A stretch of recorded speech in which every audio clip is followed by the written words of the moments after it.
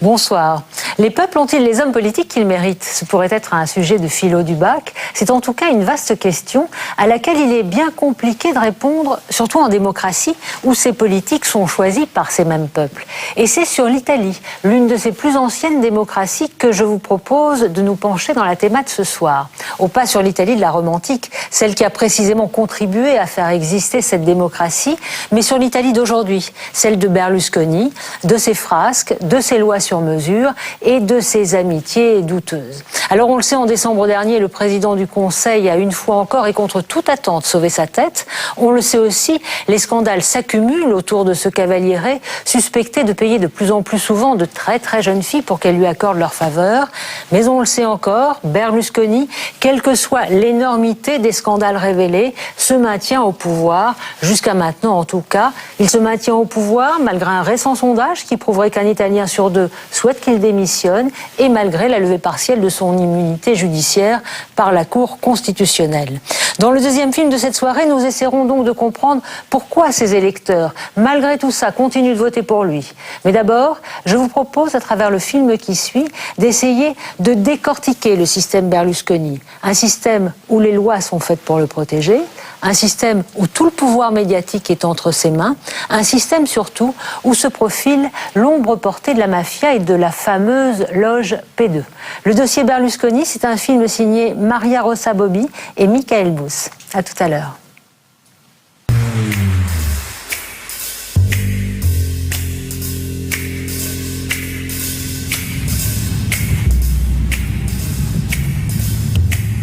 Juin 2010. Nous entamons un voyage à travers l'Italie. Le train arrive à Milan. À la une des journaux italiens, les multiples affaires Berlusconi et les démêlés du président du Conseil avec la justice. Nous remarquons que les rares journaux que le baron des médias ne possède pas encore sont devenus les seuls instruments de l'opposition. Ce sont eux qui exhument les scandales de la politique italienne au quotidien et non la télévision que Silvio Berlusconi tient sous son contrôle. Le Cavaliere en est réduit à appeler à la grève des lecteurs. Mais que craint donc cet homme qui prétend n'avoir rien à se reprocher? La réponse est à chercher dans son passé très controversé, dont il essaie de se défaire depuis son entrée en politique il y a 16 ans. Notre voyage est donc aussi un voyage dans l'histoire. Nous voici à présent à Rome. En première page du quotidien La Repubblica, on peut lire que le 29 juin 2010, le bras droit de Silvio Berlusconi, Marcello Dell'Utri, a été condamné en appel à 7 ans de prison pour concours externe en association mafieuse. Silvio Berlusconi n'est pas accusé dans cette affaire, pourtant il n'y est pas non plus tout à fait étranger. Sinon, pourquoi s'emploierait-il à défendre Marcello Dell'Utri depuis tant d'années en vantant haut et fort ses mérites? Non so quanti anni, si fa un processo a Marcello Dell'Utri. E allora si vuole recuperare alla società un signore che è stato qualcuno che ha fondato delle associazioni per i giovani da Bacigalupo, che è stato membro dell'Opus Dei, che è stato un dirigente eccezionale in un'impresa che da niente è diventata grande come Mediaset, che ha fondato un'associazione, un partito politico che ha come religione la libertà, che ancora dentro questo partito, come lui oggi ha confermato, suscita l'entusiasmo, la passione di tanti giovani per quel principio straordinario che è la libertà, e lui deve essere qualcuno da recuperare alla società. En juin 2010, le procès de Marcello Dell'Utri se termine enfin. Les juges de la Cour d'appel confirment le verdict rendu en première instance et déclarent le sénateur coupable de complicité avec la mafia. Bene, la Corte si ritira in Camera di Consiglio per deliberare la sentenza. Le protégé de Silvio Berlusconi est condamné pour avoir entretenu des liens d'amitié avec les chefs de la mafia sicilienne pendant 25 ans. Bien entendu, le Cavaliere crie au scandale. Non c'è nessun reato come finalità della sua frequentazione con questi signori che si assumono come mafiosi. E lui deve essere qualcuno da recuperare alla società. Ma devono essere recuperati alla società. La contre-attaque menée par Silvio Berlusconi à l'encontre du pouvoir judiciaire s'intensifie.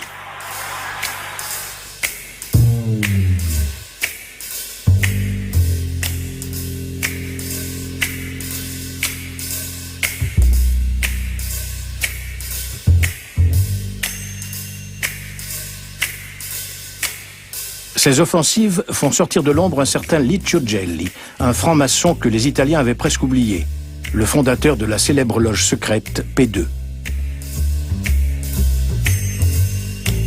Dans les années 70, Licio Gelli avait conçu un plan secret visant à restaurer un État autoritaire en Italie, un projet dont certains se souviennent très bien. Licio Gelli, président de la loge P2, avait un projet de renaissance démocratique, comme il disait.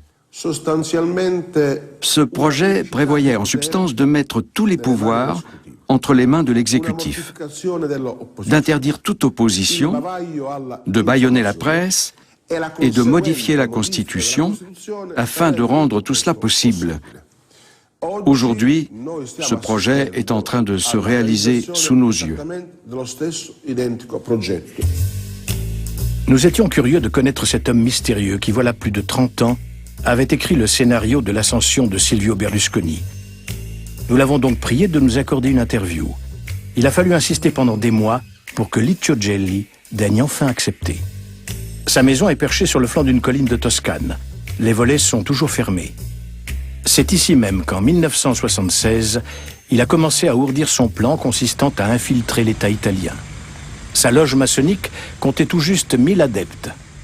Que voulait-il au juste et qui était-il? Je prenais des gens qui occupaient un poste élevé, chef des services secrets, ministre, président de banque, magnat de la presse et de la haute finance, commandants généraux de la garde des finances, des carabiniers. Tous ces gens étaient réunis au sein de la loge maçonnique P2. Mais il en oublie un, Silvio Berlusconi. Voici une quittance qui atteste de sa cotisation de 100 000 lire, une affiliation que le Cavaliere a niée pendant longtemps. Quand je l'ai inscrit au sein de ma loge, c'était un élément parfait. En 1975, il était beaucoup plus jeune, donc bien plus malléable. Pour moi, il fait partie des meilleurs.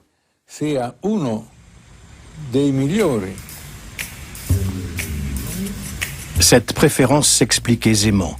Du fait de son emprise sur les médias, Silvio Berlusconi peut discrètement faire de la propagande pour sa vision politique. Le pouvoir, on ne l'obtient que si l'on garde notre objectif secret. Début 1981, le parquet de Milan perce à jour les activités secrètes de Licio Gelli.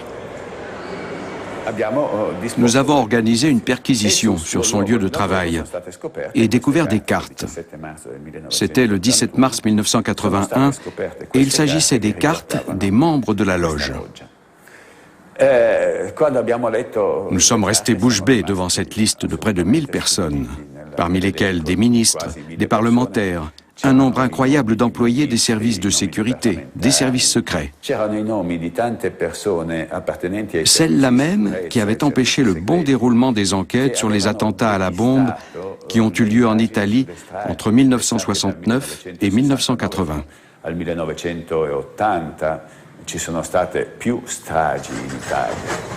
L'enquête révélera qu'il n'est effectivement pas rare que des adeptes de la loge de Licio Gelli sont impliqués dans les attentats qui secouent alors l'Italie. Le premier a lieu en 1969, Piazza Fontana, à Milan. Une bombe explose à l'intérieur de la Banque de l'Agriculture, puis une autre à la préfecture de police. Les attentats à la bombe se succèdent et sèment la terreur, et les gens de Licio Gelli se chargent de brouiller les pistes. Par exemple, pour ce qui est de l'attentat de la Piazza Fontana à Milan, les magistrats qui enquêtaient souhaitaient interroger un témoin. Eh bien, ce témoin, ils l'ont fait expatrier en lui obtenant un faux passeport auprès des services secrets. Licio Gelli a lui-même été condamné pour avoir mis les enquêteurs sur de fausses pistes. Mais il ne veut plus en entendre parler. Nous ne savons rien au sujet de ces attentats. Absolument rien. Ce que vous autres journalistes croyez savoir, c'est ce que vous avez lu dans les journaux, rien de plus. Sergio Flamini, lui, en sait plus long.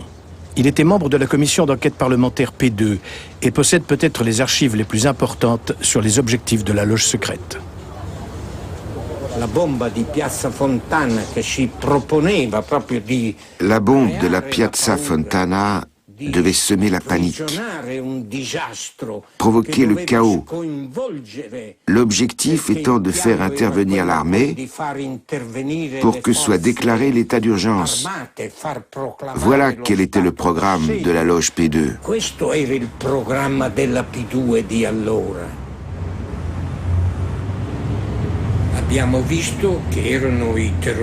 Nous avons compris qu'il s'agissait de terroristes d'extrême droite. Tout le monde le sait maintenant. D'importants documents attestent qu'ils ont été les auteurs et les exécuteurs de cette stratégie de la tension. Même chose pour l'attentat de l'Italicus Express en août 1974. On est en plein cœur des années de plomb.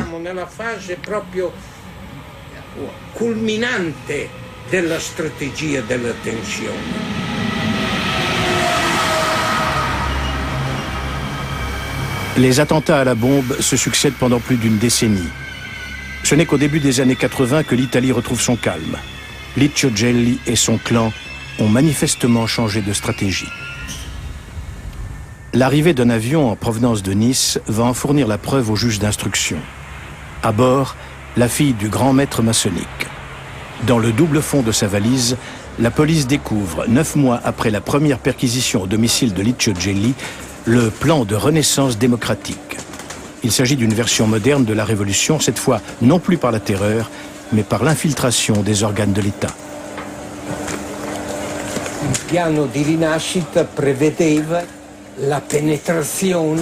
Le plan de renaissance prévoyait de pénétrer à l'intérieur des organes fondamentaux de l'État, pas seulement de l'armée ou des services secrets, mais aussi des banques, de l'économie, des ministères clés de l'économie, du trésor, du commerce extérieur.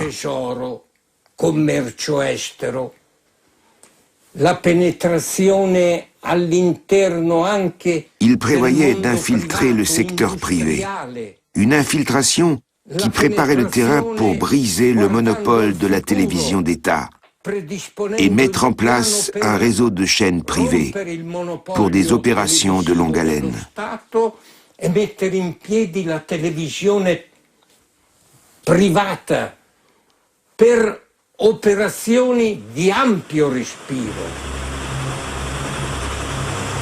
Cette infiltration touche d'abord la presse, et plus particulièrement le célèbre quotidien Corriere della Sera.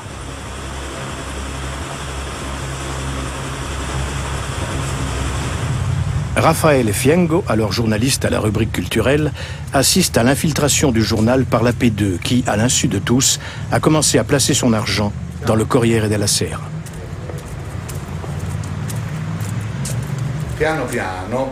Petit à petit, la Banque Ambrosiano a infiltré le journal par le biais de financements occultes. La Banque Ambrosiano, qui à l'époque a son siège à Milan, est dirigée par des membres du clan Gelli. Peu à peu, une direction occulte s'est installée, composée de membres de la P2. Et bientôt, un autre membre de la P2 fait irruption dans les journaux, Silvio Berlusconi. Le fait que Silvio Berlusconi écrive des articles pour le Corriere della Sera à cette époque constituait une preuve supplémentaire de son implication. Il était aussi très souvent interviewé par les autres journaux de la même agence de presse. Les articles qu'il publiait dans la rubrique économique du Corriere della Sera n'étaient pas présentés comme les autres articles. Ils avaient la forme d'éditoriaux, ce qui était assez significatif. Maurizio Costanzo est un autre journaliste lié à la P2. Il a été le premier à rendre publiques les idées de Licio Gelli en l'interviewant pour le Corriere della Sera. Maurizio Costanzo a interviewé Licio Gelli. Et quand l'article est arrivé au journal, il avait déjà un titre, la photo était déjà choisie, et il était interdit de tailler dans le texte. Rien que ça constituait une anomalie, mais personne n'imaginait que de nouveaux propriétaires tiraient les ficelles. Peu après, la P2 fonde, chez l'éditeur du Corriere della Sera, un journal à sensation intitulé Occhio, dont Costanzo devient le directeur. Dans un article de décembre 1980 qui suit de près l'enlèvement du juge Giovanni D'Urso par les Brigades Rouges, il propose, à l'instar de Licio Gelli, d'abroger la Constitution. Cet article n'a pas été publié car les journalistes stupéfaits ont convoqué Costanzo qui leur a dit « J'ai perdu la tête ». Après une courte mais vive explication avec Costanzo, l'appel à l'abandon de la Constitution est mis aux oubliettes. Mais le climat a changé et le journal aussi. À en croire les articles qui paraissaient dans le journal, le pays était au bord du chaos. L'État devait retrouver son autorité dans le cadre d'une démocratie, à l'image des ambitions de Licio Gelli, qui prônait la réduction du nombre de syndicats, ainsi que le contrôle de la presse et des magistrats. Peu de temps après, Costanzo quitte le journal et en 1982, il se met à animer des débats télévisés sur les chaînes berlusconiennes. Silvio Berlusconi, lui aussi animateur en son temps, nourrit de son côté de nouveaux projets. Il pose bientôt la première pierre de l'empire médiatique qui deviendra en 1993 le holding Mediaset. En 1991, le Cavaliere achète la plus grosse maison d'édition d'Italie, Mondadori. Il semblerait que Licio Gelli et ses banques l'aient copieusement aidé à démarrer sa vertigineuse ascension. Silvio Berlusconi a reçu des aides financières bien supérieures à la normale de la part de banques qui, comme par hasard, étaient gérées par des membres de la P2. Ça se peut bien.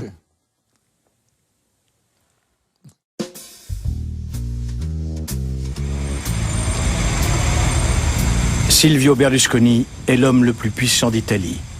Il domine aussi bien la politique que les médias. Une concentration des pouvoirs aux conséquences fâcheuses. Un jour, un Italien a décidé de raconter son quotidien avec Silvio Berlusconi sur Internet. Voici ce qu'il dit. Bonjour, je m'appelle Antonio. J'habite dans un appartement du président Silvio Berlusconi à Milano 2. Le matin, je vais au travail avec une voiture assurée par une assurance détenue par le président. Je travaille toute la journée dans la plus grande maison d'édition italienne, le groupe Mondadori, qui appartient au président. Le midi, je lis un des quotidiens du président.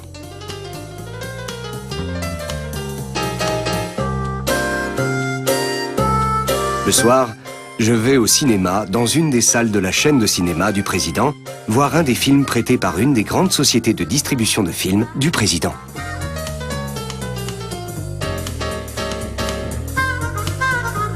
Ou alors, je vais voir un match de l'AC Milan, le club de foot du président. Il m'arrive aussi de passer la soirée devant la télé et de regarder les publicités produites par l'agence de pub du président. Je zappe entre 3 chaînes appartenant au président, qui ne cessent de diffuser des images du président, m'invitant à le réélire.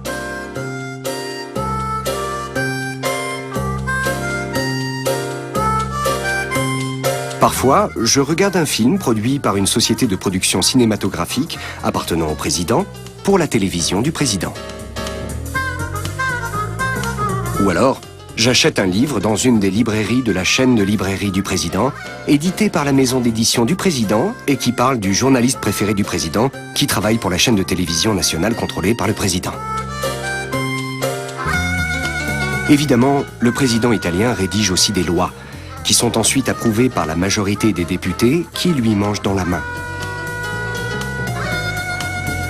Ce quotidien avec le président a duré 11 ans. 11 ans au cours desquels il n'a eu de cesse d'essayer d'installer une république présidentielle comme celle que Licio Gelli préconisait dans son plan secret.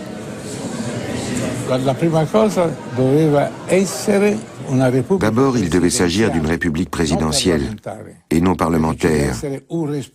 Il devait y avoir un seul responsable qui assure rigueur, discipline et hiérarchie, ce que la démocratie ne permet pas.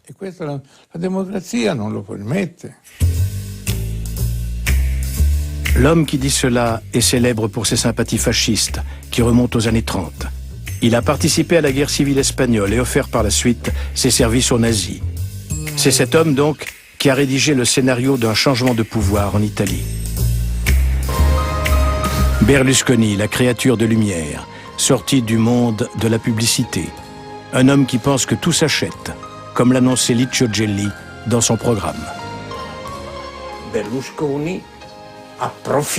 Berlusconi profite de tout le travail qui a été réalisé par les anciens de la P2, dont certains ont d'ailleurs fait carrière après la dissolution de la loge.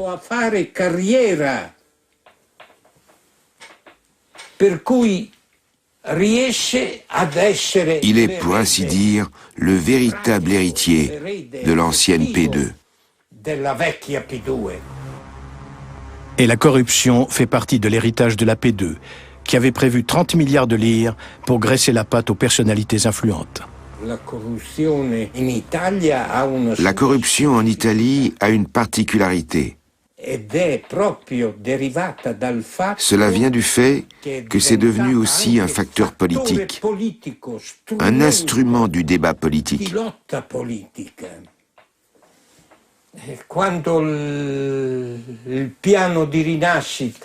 Le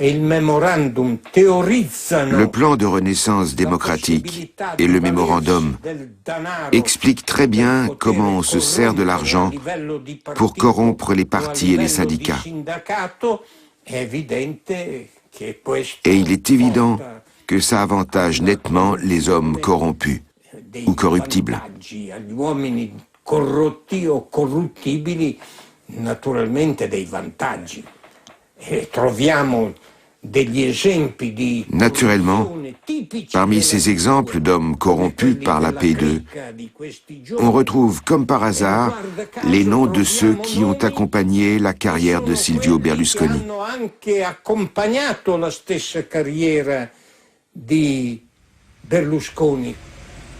Rome, juin 2010.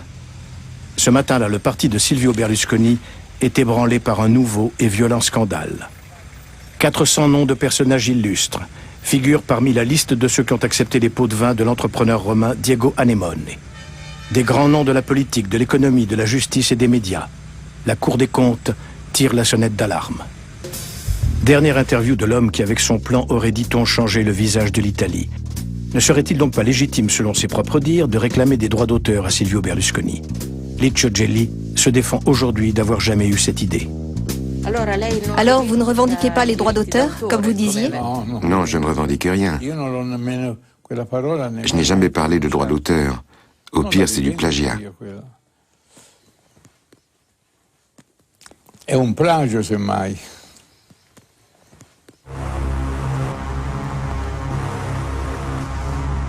Étalée au grand jour, la P2 est vite dissoute et Licio Gelli inculpé sous de multiples chefs d'accusation. Mais une main invisible semble l'avoir toujours protégé jusqu'à ce jour. Silvio Berlusconi, en revanche, est et reste président du Conseil. Notons que son programme reprend pour une large part les idées de Licio Gelli. Le lendemain matin, nous quittons Rome pour une dernière interview. Nous allons à Gênes, où un prêtre catholique a manifesté publiquement son rejet de Silvio Berlusconi. En voiture, nous lisons l'histoire suivante. La maison d'édition de Silvio Berlusconi, Mondadori, est depuis des années en démêlé avec le fisc. Par 2 fois, le Cavaliere a obtenu gain de cause. Pour ne pas avoir à en être de sa poche en dernière instance, il a vite fait adopter une loi ad hoc qui limite la dette fiscale qu'il risquait de devoir payer à 5% de la somme de départ, ce qui lui a permis de réaliser une économie de 173 millions d'euros. Le lendemain, sur le chemin du retour, nous nous demandons comment la situation va évoluer en Italie. Et nous nous rappelons de ce que nous a dit Francesco Di Stefano dans son studio de télévision désert. Nous avons le sentiment qu'au point où en sont les choses, même une chaîne de télévision libre a du mal à amener les Italiens à réfléchir. Car toutes ces années, le groupe Mediaset et le réseau de chaînes berlusconiennes se sont lancés dans une entreprise de lobotomisation totale du peuple italien. Ça demandera donc beaucoup de travail pour réparer le mal qui a été fait. Mais en même temps, on se rend compte que ce pays, s'il ne sort pas de son apathie actuelle, est destiné à devenir un pays du tiers-monde. C'est pour cela que je dis que l'Europe doit se pencher sur le problème italien. Car c'est un pays qu'une grande quantité de gens au pouvoir s'acharnent à piller du matin au soir. Les médias se chargent de chloroformiser les citoyens. Citoyens qui, à ce stade, sont peut-être même heureux de se laisser chloroformiser. Il est clair qu'un pays pareil ne peut plus fonctionner.